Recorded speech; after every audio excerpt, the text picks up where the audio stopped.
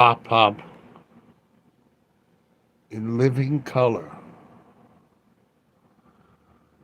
So let me see what we shall see. All right. So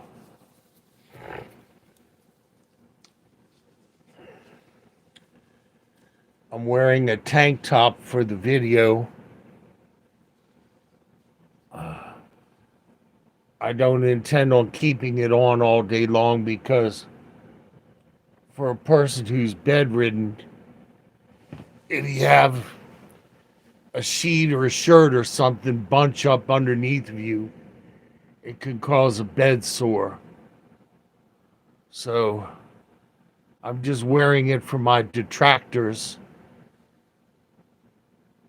and trying to get along. The air quality is super bad outside. It's like 182. I guess that's maybe parts per million or parts per billion or something like that because of the Canadian forest fires, which thank God are not in a populated area. They're in like Saskatchewan. So, uh, hey Nicholas, how are you? So I got up early this morning, 3 o'clock in the morning. I sought God about my predicament, and people all over the world have been praying for me, which I appreciate. And I asked God a simple question. I said, why am I not getting healed? And I fell asleep with Dodie Osteen's healing tape for 6 hours playing on my telephone, burning up all of my data points while I slept. And so, like I said, I got up at 3 o'clock, asked the Lord why I'm not getting saved, why I'm not getting healed. And he reminded me of the Apostle Paul. The Apostle Paul had an issue, and he sought the Lord, and God told him that his grace was sufficient. Now, many theologians believe that the Apostle Paul was dealing with men-to-men attraction, which back then was expressly taboo. And so, well, I had an accident years ago, and then 4.5 years ago, when I was trying to recover from the accident, this little joker snuck up behind me and karate chopped me in the spine. That was the last time I walked, and now I got to wear a diaper like a 2-year-old baby because I don't have any control of anything from the waist down. And I'm fortunate because if the guy had punched me higher up in the spine, it's possible I wouldn't even have a control over my lungs, and I would have had to have had a tracheotomy. And you don't live very long with those because of the irritation of having the tube in your throat. It's a horrific way to live. Christopher Reeves, the guy who played Superman, got thrown off of a horse and he had to have a trach. And it has to be cleaned and everything every day. It's a god awful way to live. So I asked God, I said, why am I not getting my healing? Well, it's tolerable now. Like I said, I'm bedridden and wheelchair bound. You must not have looked at any of my other videos. There are plenty of my videos on my channel explaining what happened. But in any case, I want to stay on point, and that is why I asked God, why am I not getting healed? And he brought to mind years ago when I was walking outside the property and I noticed that a retaining wall on the property was starting to collapse. It was starting to buckle underneath the weight. And if it gave way, that was a problem because our building straddles a creek and a sewer that runs underneath. So if all of that collapsed, bye-bye building. So I brought it to the attention of management, and in my mind, I had this very complicated fix for the problem. They called in a company, and all they did was they dumped dirt on the other side of the retaining wall, and then they dumped gravel and pounded it down and put grass seed on top of it. So essentially, they turned the other side of the retaining wall into a hill. So instead of having a flat retaining wall with all this back pressure, they added a hill in front of it to equalize the load. So that actually made perfect sense to me, because in my situation with everything that happened to me when I was a kid, not living with my parents, living on the street among drug addicts and prostitutes and everything else, you know, it was a very difficult childhood to grow up and have any moral bearings. And that's been a problem of in my life, is not really having any source of identity or frame of reference as to who I was or what I am, especially being a hermaphrodite. A hermaphrodite, in my case, is where the doctor tried to explain it. Instead of being an XY, I'm an XXY, and I have essentially my own twin sister inside of my body. And I'm what's called a male hermaphrodite, which is where you look like a male and you're hairy and you have a low voice, and that's it. My venous system is very petite, meaning my veins and everything are very petite. My muscles are not as developed as normal male, and all of my private parts are buried in my abdomen. Now, you would think that that would be a very difficult thing to talk about, and it is. And God put it on my heart years ago to suffer through that in order to help other people who were essentially natural trans individuals. So growing up, I couldn't be a man to a woman. I couldn't be a woman to a man. I was just stuck, and it made for a very lonely life. And the way that I compensated, even as a young kid, was I dated much older women who were beyond the point of wanting a physical relationship. Like, for example, when I was a teenager, I went out with my neighbor who was like 60 or 65. Very beautiful lady. And when my father and I got on the outs, it never occurred to me that I could have moved in with the neighbor next door and my whole life would have been different. Instead of living on the streets, I would have had a stable family life with her family, and I would have been the doctor that I wanted to be. She was a very fascinating French lady. She was actually part of the French underground during WW2. So that's how far back I go, being the better part of a century old at this point. So I asked God about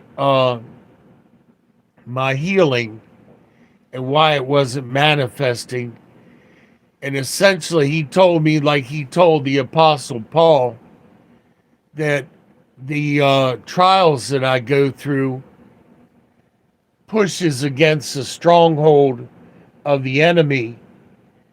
And if I didn't have the trials and I felt all dandy and everything, I would just go about my business very probably and not give the Lord a second thought or a second thought about the time and days that we're in now, which I can tell you is right before the tribulation period. The period of history that we're in now is called the birth pains. And it's also called the beginning of sorrows. And I'm sorry for you young people who want to have a house and a wife and a family and a job and a car and all of that other stuff. I'm sorry that pretty much that's not a possibility at this point with these global elites turning everything. Hey, Wilma. These global elites turning everything into a 15-minute walking city where you don't go outside of your city and you can't drive a car. I mean, most people now who own a car are paying in the 700s for a car payment plus insurance and a house payment and all of that other stuff. So with both people working in the family, both are having to work multiple jobs at this point. And the government is coming up with a new dipping system to dip into the cash flow, and it's going to be called FedNow. And what essentially that is where everybody in this country is going to be working gigs. Everybody will be working gigs instead of regular jobs. And so when your gig actually pay the government first, and the government will take their slice of the pie right away and then give you what's left. And that's going to be called FedNow. And the deal with that is the government can cut the card off. You know, they can take all of your money, and then you have to file a complaint or similar form to try and get your money back. If they think there wasn't a good reason for you to get the money in the first place, i.e., if they're suspicious of your income source. So they say that that'll do away with crime and a whole bunch of other problems, because if somebody comes up to you on the street and tries to beg from you or rob you, you won't have any cash to give the person. So all of that is supposed to dry up and just magically go away. And of course they sell it to people. They sell it to people as being this wonderful convenience, when actually it's not. It's just more interference into your life, and it's coming soon. So In any case, getting back to this morning, uh, everything that the Lord told me in my spirit is totally logical, and it makes me kind of sad because I honestly don't know how much longer I can hang on. I honestly don't know how much longer I can psychologically take having been a prisoner of my room for 4.5 years and being a prisoner in my body. But the one thing that comes to mind is there is a man who's a little older than I am, and he's lived his whole life in an iron lung because he had polio when he was a kid. Polio was a big terror when I was coming up. And Jonas Salk came out with the polio vaccine, which was made primarily from chopped up monkey kidneys. Now, back in 1968, I had a neighbor. The houses in my area were all owned by the government. They were owned by NIH and other government entities. And so all of my neighbors either worked at NIH or they were patients. And my neighbor across the street came down with the symptoms of HIV all the way back in 1968. And he passed away because back then they didn't have any antivirals or any kind of treatment like they do now for HIV/AIDS. And so the guy passed away in 1968. But it was all very hush-hush, and nobody was around him and all of that other stuff in his final moments. Very sad. So they believe that when Jonas Salk came up with the polio vaccine, that he accidentally introduced HIV/AIDS into the population all the way back then, is what I'm getting at. And I know because I worked in the Rockville, Shady Grove area, that there were all sorts of labs all around the area that were working on that stuff way back when. I'm talking the late 60s and the early 70s. I used to pick up the trash at this one lab, and there were all of these dead flies on top of the dumpster, that whatever they were making in the lab even killed the flies when the flies landed on it. And my buddy was dumping the dumpster at another lab, and it sounded like he was laughing or crying over the radio. We couldn't figure what was wrong.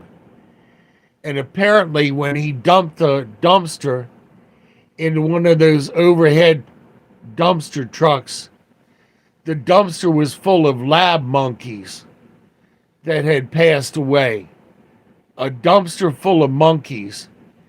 And so when he dumped the dumpster, some of the monkeys fell on top of the cab of the truck and fell on the ground. And he got on the radio and he's like, "It's raining monkeys." Can you imagine that they made this stuff in a lab,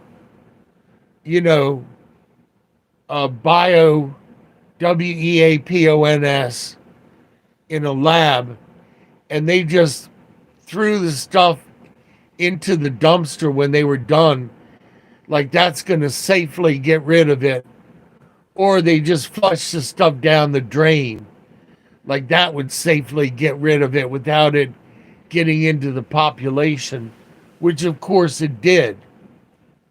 So In any case, they didn't tell any of these labs specifically what they wanted this stuff for. But what they did was they had each lab develop their own part of the link and then send it on to one of the local forts in the area for it to be WEAPONED by the army, by the military rather. So they they had all of the labs send their stuff into the government, and the government assembled this stuff. And like I said, this was back in the early 70s. And they had a couple of other things that they did. There were some people waiting at a bus stop in Chevy Chase, Maryland, and the government went by and sprayed something onto the people. And then they had the people followed and tracked to see how they got sick. Jack Anderson exposed that. I don't ever remember what happened to Jack Anderson, but he exposed that. And then they had another thing where they had a military base, and they had goats, and they took the goats and used them for target practice with all sorts of GUNS in order to see how bad the wounds would be. And then they applied that to the soldiers that were in Vietnam. And one of the most important things I learned from a nurse in Vietnam, from Vietnam, was that if a person is hit and they're bleeding out really bad, you can take that and pack it like a stuffed pork sandwich, and you take the gauze and you pack that injury, and then you take duct tape and wrap around the injury with duct tape, which will stick to anything, even if there's a whole bunch of BLOOD on the body or on the wound. The duct tape will stick to anything. So years later, that came in handy, because when I worked for one of the garbage companies, they called me to meet one of the other supervisors in a parking lot. And it turned out that the men were packing glass, and the glass shot out of the truck and cut the man right on the artery of his arm. And they wanted me to take the guy to a clinic. And the man was just standing there, and every time his heart would beat, this stream of red would run down his arm. Every time his heart would beat. And I told the other supervisor, I said, my God, you're just standing, you have the man standing here waiting for me, and he's bleeding to death. I said, oh my God. So I grabbed my medical kit, and I took that gauze and I stuffed that arm, and I wrapped duct tape around it. And really, fam, if you throw something out like knives or bottles or glass, wrap it in plastic or something so the garbage man doesn't have to give his life for picking up your garbage. Because that's the way people get hurt and get all sorts of injuries and disease.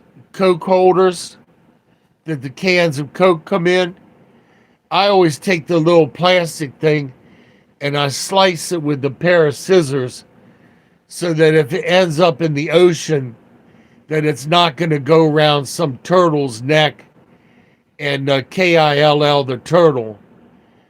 And see, the problem with trash in the ocean when they dumped it like from New York, is the plastic bags would float on top of the water, and the turtles would look up and they would think that it was a jellyfish, their favorite food, and they would jump up and snap that bag and swallow it.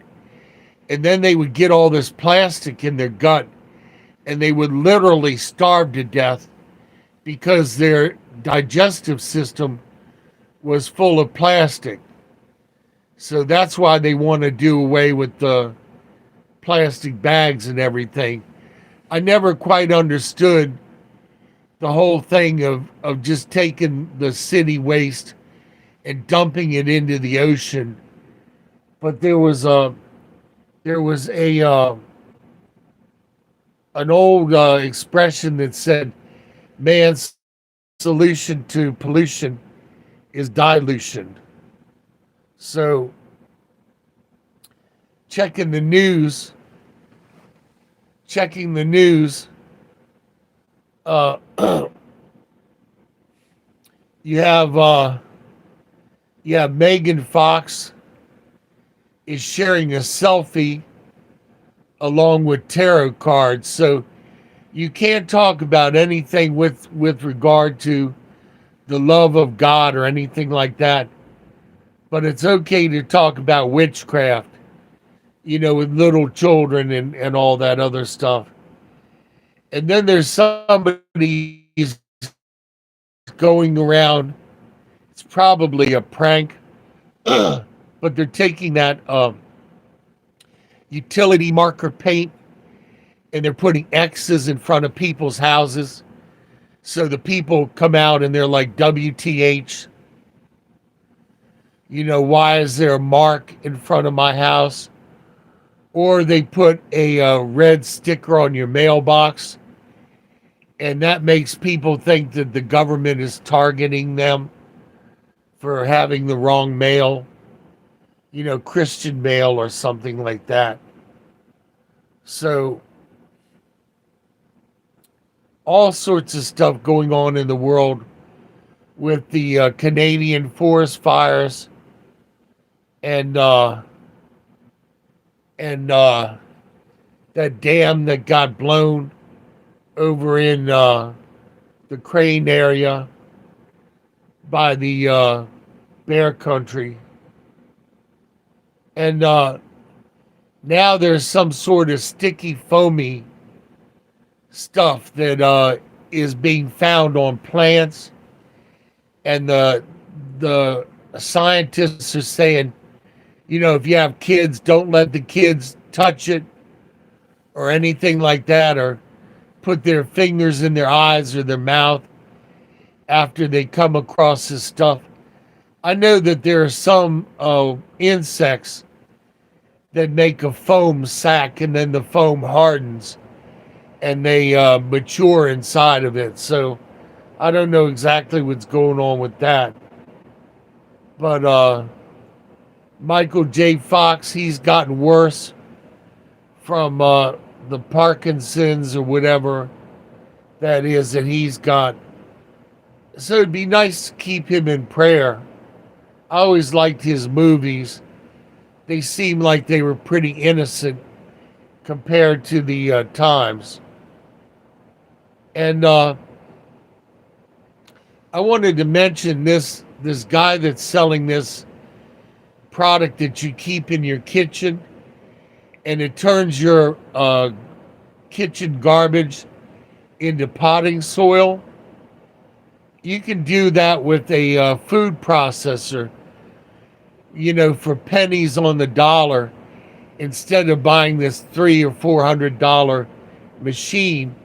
If you got banana peels and eggshells and coffee grinds and all that, dump that into a food processor and pulse the living bejeepers about it, and pulse it real good, and then add that to a little bit of dirt. All you got to do is add a little bit of dirt to get the cycle going and let it sit in a pot So you don't have to buy that machine that the guy is pushing. And it's a good thing to save the money because the student loan the student loans are being called in again for payments. So they have all of this other stuff in the news that is smoke and mirrors, bread and circuses, because they don't want you to see what's really going on in the world with WW3. And we are in WW3, fam. And this stuff will come to America in the form of rations and most possibly conscription into the service, as the government needs young bodies to go and feed into the WAR machine. It's always these 70 and 80-year-old people, 70 and 80-year-old politicians that feed the young people into the war machine, and they come back missing their hands and arms and legs and eyes. It's terrible.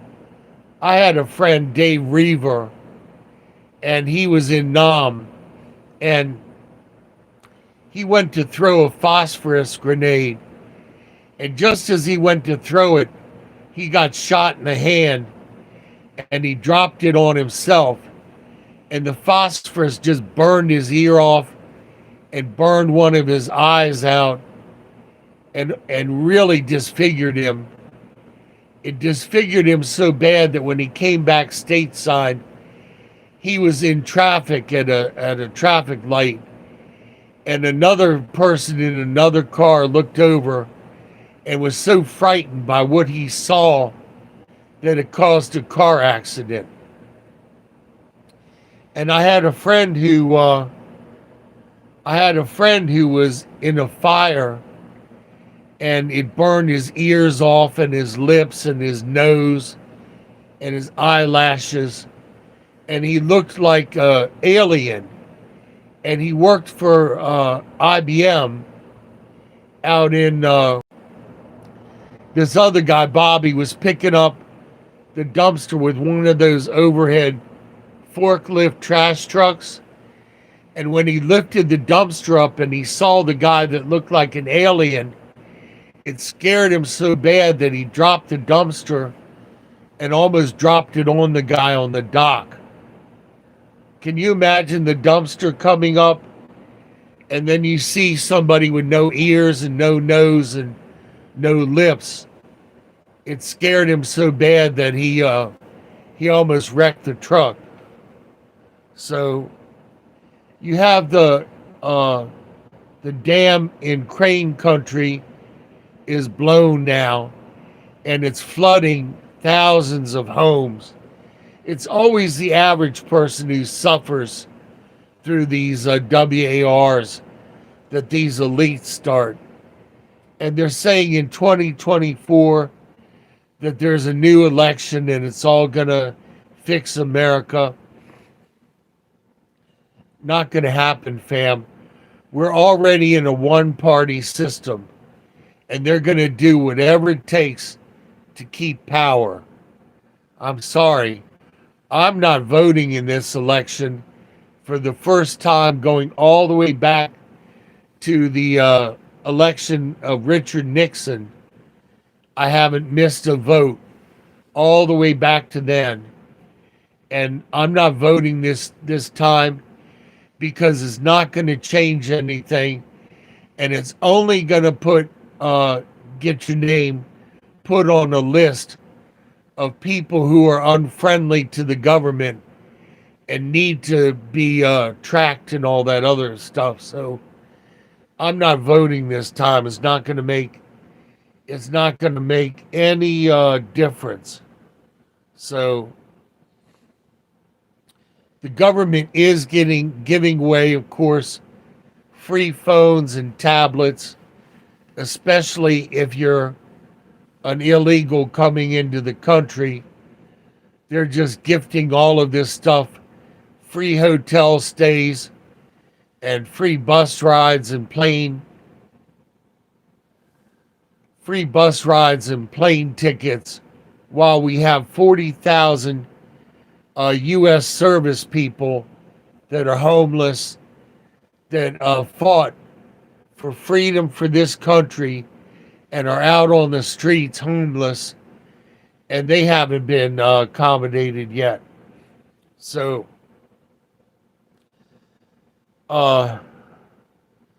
yesterday in my area, the sun was so hot at 7 o'clock in the evening, and it was so low in the sky, it literally felt like I was getting a sunburn through the window, and I had to put the blackout curtains across the window and hope that the curtains didn't catch on fire.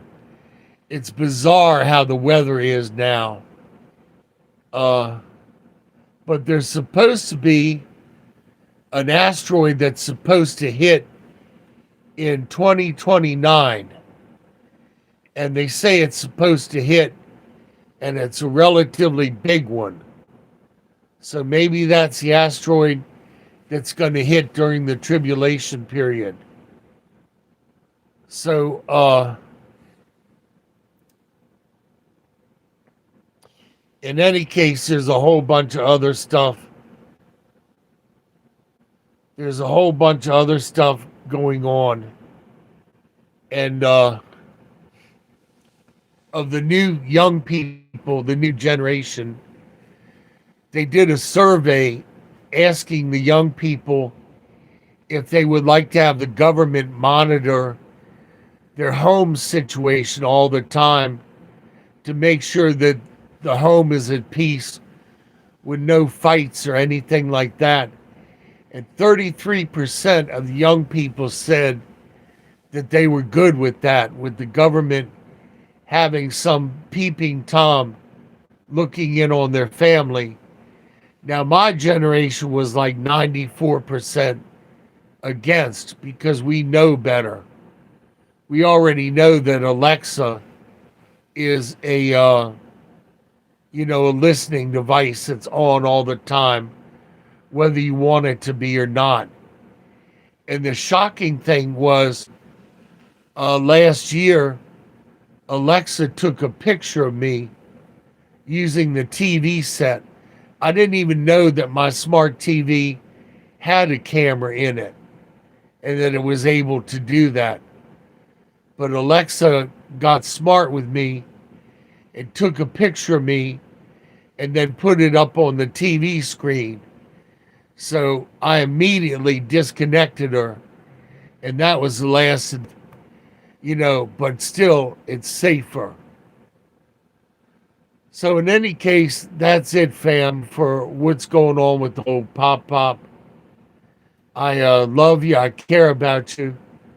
I thank all of you that have gone to my YouTube supporters link on Amazon and helped me out with old people, bed pads and stuff like that, which I can no longer afford because of my benefits being cut $294, my rent going up $200.